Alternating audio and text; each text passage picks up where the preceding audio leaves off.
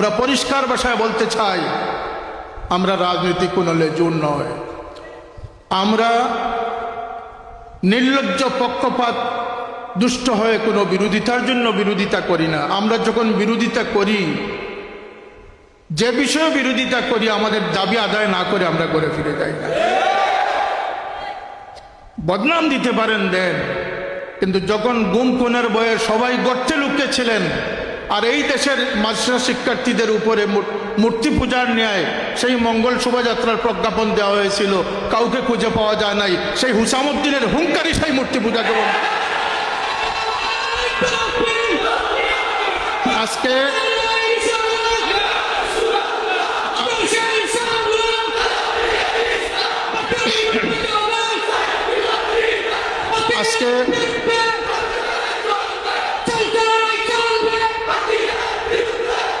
প্রিয় জন্মভূমি, শোনেন, তালামিজ ইসলামের সভাপতি বলেছেন যে আমরা দুর্যোগপূর্ণ সময় অতিক্রম করতেছি।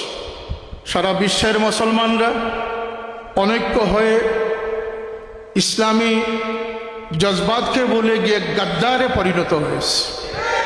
অমুসলমানদের পদলেহী সেই দেশগুলো যদি আজকে ঐক্যবদ্ধ হতো, আজকে মুসলমানদের উপরে স্টিম রুলার চলতো না।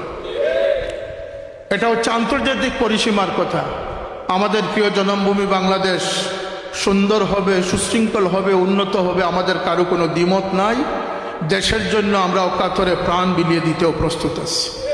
কিন্তু সংস্কার বলে যে সংবিধান সংস্কারের কথা বলতেছেন, এটা আপনাদের কুকর্মকে আড়াল করা ছাড়া আর কিছু নয়।